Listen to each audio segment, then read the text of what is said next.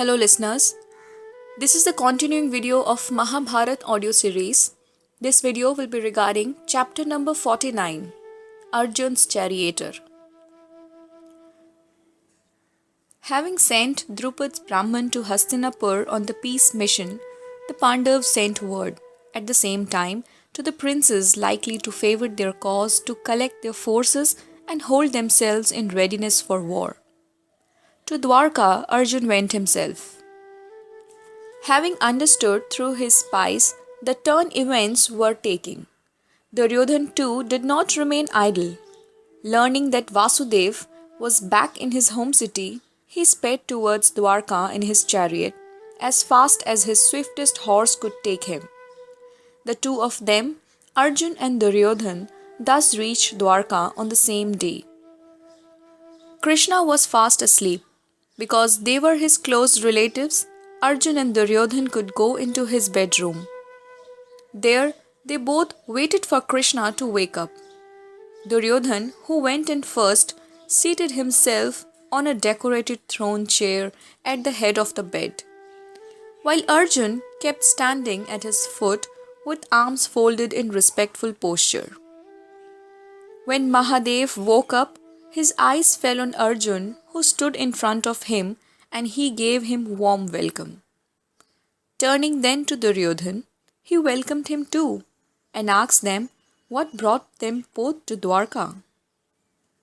Duryodhan was first to speak.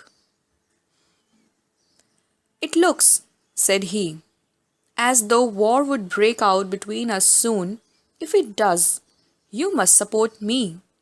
Arjun and I are equally beloved of you. We both claim equally close relationship with you. You cannot say that either of us is nearer to you than other.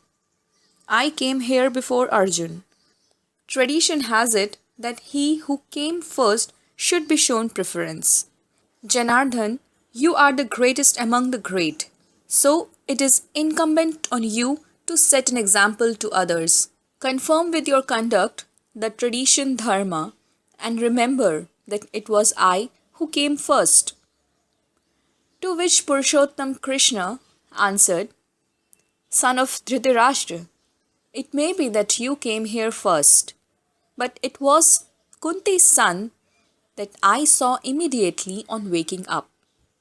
If you were the first arrival, it was Arjun who first caught my eye. So even in this respect, your claims on me are equal, and I am therefore bound to render assistance to both sides. In disturbing favors, the traditional usage is to begin with the juniormost among the recipients. I would therefore offer the choice to Arjun first. The Narayanas, my tribesmen, are my equals in battle, and constitute a host, large and almost invincible. In my distribution of assistance, they will be on one side, and I individually on the other. But I shall wield no weapon and take no part in actual fighting." Turning to Arjun, he said, "Parth, think it over well. Would you want me alone and weaponless, or would you prefer the power of Narayanas? Exercise the right to the first choice, which custom gives you as the younger man."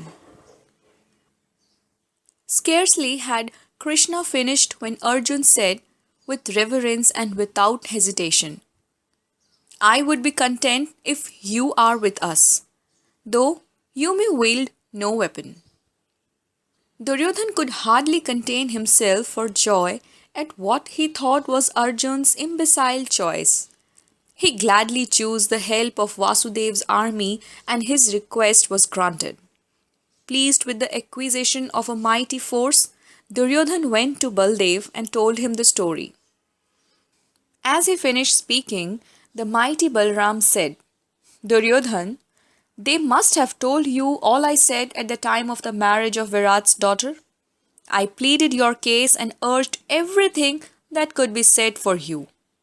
Often have I told Krishna that we have equal ties with the Kauravas and the Pandavas, but my words failed to carry conviction to him. I am helpless. It is impossible for me to side one whom Krishna opposes. I will not help Parth, and I cannot support you against Krishna. Duryodhan, you come of an illustrious line which is respected by all the princes of the land.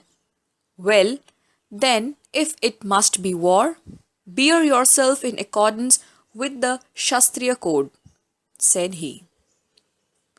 Duryodhan returned to Hastinapur in high spirits, saying to himself, Arjun has made a fool of himself. The great army of Dwarka will fight on my side, and Balram's good wishes too are with me.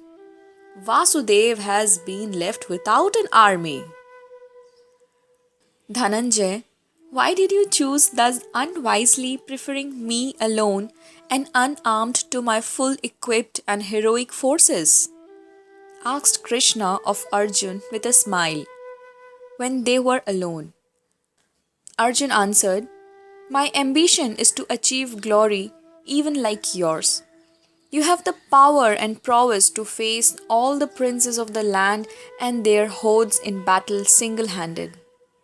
I too feel I can do it. So I desire that I should win the battle with you driving my chariot unarmed. I have desired this for long, and you have today fulfilled my wish. Vasudev smiled again and pronounced this benediction. Are you trying to compete with me? May you succeed. For he was pleased with Arjun's decision. This is the sacred story of how Krishna became Parth's charioteer. Chapter finishes here. Keep listening Mahabharat in the next video series.